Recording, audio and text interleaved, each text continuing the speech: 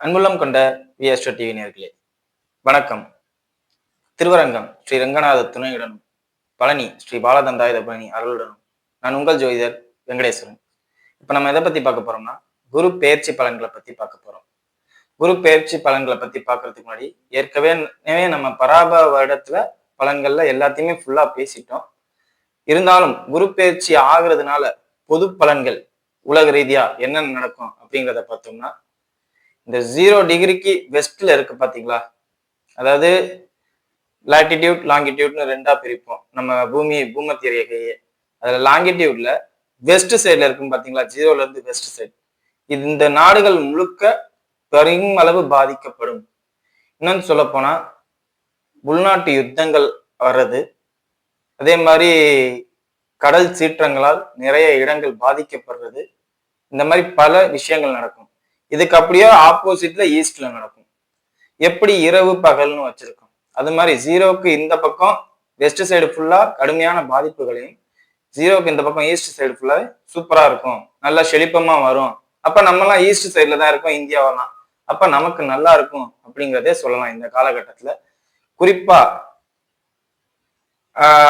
America போன்ற நாடுகள்ல சில உள்நாட்டு யுத்தங்கள் கடுமையாக வளரும். நம்ம ஏற்கனவே இதுவரை நடந்த வரலாற்று பதிவுன்னு பார்த்தா சிவப்பர் கருப்பர் அப்படிங்கிற ஒரு பிரச்சனை நடந்திருக்குங்கிறோம். இது இல்லாம புதிய புதிய பிரச்சனைகள் வரலாம் அப்படிங்கிற ஒரு அமைப்பும் இருக்கு. அதே மாதிரி அந்த நாட்டு அதிபரே சில சமயம் உடல்நல பாதிப்பு ஏற்படுறது மாதிரி உள்ள சூழ்நிலைகள்லாம் நடக்கும். சோ அந்த நாட்டுக்கு இந்த மாதிரி சூழ்நிலைகள் நடக்கும்போது இங்க பார்த்தோம்னா புதிய மாற்றங்கள், புதிய திருப்பங்கள். நம்ம ஏற்கனவே கூட சொன்ன மஞ்சள் கொடியுடைய கட்சி தான் ஜெயிக்கும் அப்படிங்கிறத பராபவரோட பலன்கள்ல ஏற்கனவே சொல்லியிருக்கோம். நம்ம வேணா நம்ம வீடியோல போட்டுருலீங்க, நம்ம வீடியோஸ்ல போய் பாருங்க. சோ இது மாதிரி இங்க நல்ல ஆட்சி நடக்கும். வைகாசி 18க்கு பின் தான் அது தீர்மானம் ஆகும். அதுக்கு முன்னாடியே தீர்மானம் ஆனாலும் அது கொஞ்சம் இழுபறியிலேயே போய்கிட்டு இருக்க மாதிரி தான் இருக்கும் அப்படிங்கிற மாதிரி சொல்லியிருக்கான். சோ வைகாசி 18க்கு அப்புறம் உங்களுக்கு குரு பெயர்ச்சி ஆனதுக்கு அப்புறம் இங்க தமிழகத்திலே நிறைய மாற்றங்கள் இருக்கும் அப்படிங்கிறத சொல்லலாம். அதே மாதிரி ஐடி செக்டார்ல இருக்கிறவங்க ரொம்ப கவனமா இருங்க. வேலை சம்பந்தப்பட்ட அமைப்புகள்ல நிறைய பாதிப்புகள் வர்ற மாதிரி அமைப்புகள்ல இருக்கும். சொந்த ஊருக்கே போய் வேலை செய்யணும், வெளிநாட்டுல வேலை பார்க்குறவங்க, ஐடி செக்டர்ல வேலை பார்க்குறவங்க, ஊரை விட்டு வெளியில போய் வேலை பார்க்குற அனைவருமே திரும்ப ஊருக்குள்ள வர்ற அமைப்புகளை ஏற்படுத்தும் இந்த உச்சகுரு. ஏன்னா உச்சகுருனாவே மதிப்பு, மரியாதை, அங்கீகாரத்தோட வாழக்கூடிய அமைப்பு. சோ அந்த அமைப்பு சொந்த ஊர்ல தான் கிடைக்கும் ஒழிய வேற எங்கேயும் கிடைக்காது அப்படிங்கிற ஒரு சூழ்நிலை வர்றதுனால வெளியில போய் வேலை பார்க்குறவங்க மட்டும் கவனமா இருங்க. அதே மாதிரி அமெரிக்கன் ரிலேட்டட் அந்த ஈஸ்டுக்கு இந்த பக்கம் சொன்னால வெஸ்ட், 0ல இருந்து வெஸ்ட் சைட்ல உள்ள கம்பெனிஸ்ல இன்வெஸ்ட்மெண்ட் பண்ணியிருக்கவங்க, ஷேர் மார்க்கெட்ல இன்வெஸ்ட்மெண்ட் பண்ணியிருக்கவங்களா இருந்தா கொஞ்சம் கவனமா இருங்க. பேக்கப் ஆப்ஷன் எடுத்து வச்சுக்கோங்க. நான் உங்களுக்கு நெகட்டிவா சொல்லல, அவங்களுக்கு கொஞ்சம் சூழ்நிலை மாறுது. ஸோ அவங்க சூழ்நிலை மாறும்போது நம்ம பாதுகாப்பா இருக்கணும், கவனமா இருக்கணும், பேக்கப்க்கு ஆப்ஷன் எடுத்து வச்சுக்கணும் அப்படிங்கிறத சொல்றேன். சரிங்களா? மற்றபடி எந்த பாதிப்பும் இல்லை. சினிமா ரிலேட்டடா நிறைய மாற்றங்கள் நடக்கும். அதே மாதிரி புதிய புதிய அறிமுக நடிகர்கள்லாம் வெளியில வருவாங்க. புதிய புதிய விஷயங்கள் நிறைய, அதாவது சினிமாவை பொறுத்தவரை மொத்தமாவே மாறும் இந்த வருஷம். புதுசா இருக்கிறவங்களுக்கு நிறைய மதிப்பு இருக்கும். ஏற்கனவே எக்ஸ்பீரியன்ஸ்டு நல்ல நாலேஜ் உள்ளவங்க, நல்ல பெரிய பெரிய பட்டம்லாம் வாங்கியிருப்பாங்க. அவங்கெல்லாம் கீழே வர்றதையும் கண்கூடா பார்க்கலாம். அவங்க படம் ஓட மாட்டேங்குது, இவங்க படம் ஓடுது அப்படிங்கிற மாதிரி அமைப்புகள்ல பார்க்கலாம். இப்ப ஏற்கனவே கொஞ்ச காலமா அப்படித்தான் ஓடிக்கிட்டு இருக்கு. இது இந்த வருஷம் ரொம்ப அதிகமா நடக்கும். ஏன்னா குருங்கிறது புதுமையை விரும்பும். ஏற்கனவே இருக்கிறத கொஞ்சம் கட் பண்ணிட்டு புதுமையா கொண்டு வரலாம். அதுவும் இல்லாம சனியும் குருவோட வீட்டுல இருக்கிறனால பழசை தூக்கி எறி, புதுசை கொண்டு வா அப்படிங்கிறதே அமைப்பை கொண்டு வரும். பழசை புதுசாக்குற மாதிரி அமைப்பெல்லாம் கொண்டு வரும். ஸோ இதுக்கெல்லாம் முக்கியத்துவம் கொடுப்பாங்க அப்படிங்கிறத சொல்லலாம். ஸோ சினிமா ஆர்டிஸ்டா இருக்கிறவங்க இந்த வருஷம் தைரியமா உங்கள் தேவைகளை நீங்க எதிர்பார்க்கலாம் அப்படிங்கிறத சொல்லலாம். இது பொது பலன். இப்ப வாங்க 12 ராசிகளுக்கும் எப்படி இருக்கும் அப்படிங்கிறத பார்ப்போம். மகர ராசி அன்பர்களே, ராசியாதிபதி ராசிக்கு 3ஆம் இடத்தில், அந்த ராசியாதிபதியை குரு உச்சகுரு பார்க்கிறாரு, ராசியும் உச்சகுரு பார்க்கிறாரு. உங்களுக்கு தாங்க கொண்டாட்டமே. அதாவது செய்த தவறுகளுக்கெல்லாம் எவனாவது ஒருத்தன் காப்பாத்தி விட்டுருவான். தப்பு பண்ண மாட்டீங்கன்னு சொல்லல, கண்டிப்பா தப்பு பண்ணுவீங்க.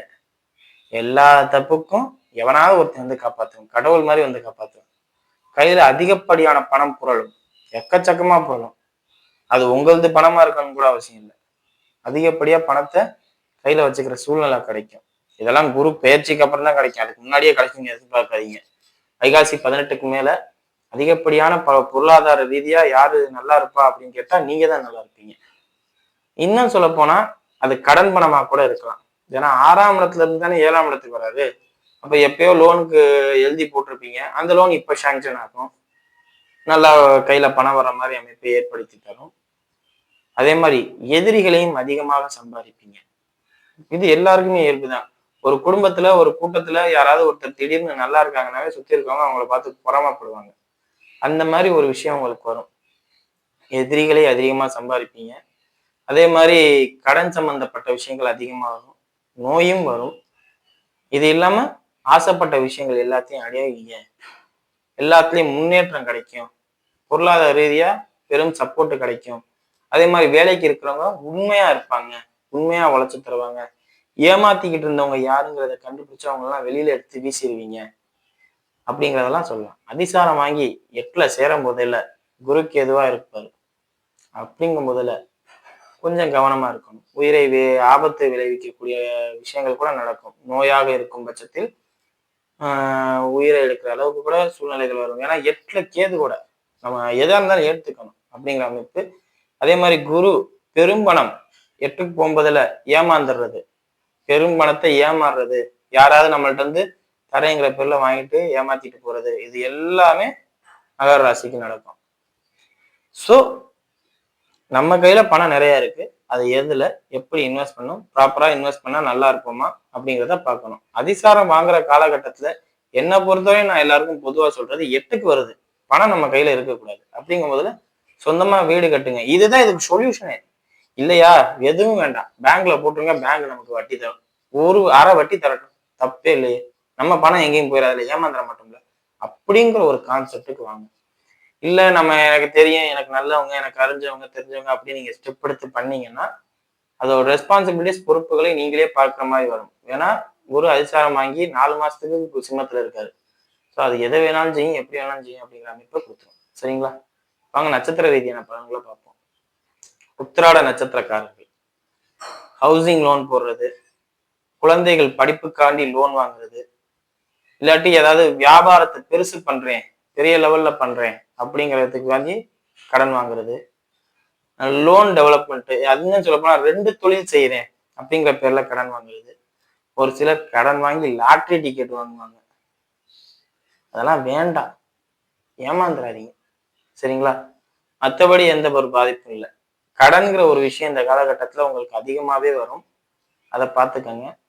அதே மாதிரி கடன் வாங்கி ஸ்டெப் எடுத்துக்கும் போதுல அதுல நான் ஜெயிப்பேனான்னு கேட்டா ஜெயிக்கிறதுக்கு வாய்ப்பு இருக்கும். ஏன்னா குரு ராசியையும் ராசியாதிபதியும் தொடர்பு கொள்றதுனால அந்த மதிப்பு மரியாதை நல்ல பேரு இந்த விஷயங்கள்லாம் இருக்கிறதுனால எல்லாம் சக்சஸ்ஃபுல்லா இருக்கும் அப்படிங்கிறத சொல்லலாம். அதே மாதிரி ராசிக்கு 3, 12ஆம் அதிபதி ராசியை தொடர்பு கொள்றதுங்கிறது ஒரு நல்ல விஷயம்தான். துணிச்சல் தைரியம் கிடைக்கும் அப்படிங்கிறத சொல்லலாம். காதல் சம்பந்தப்பட்ட விஷயங்கள்ல நிறைய அனுபவங்களை பார்ப்பீங்க. விட்டுட்டு போற மாதிரி இருந்தாங்கன்னா விட்டுட்டு போனா போயிட்டு போ அப்படின்னு நினைச்சு விட்டுங்க.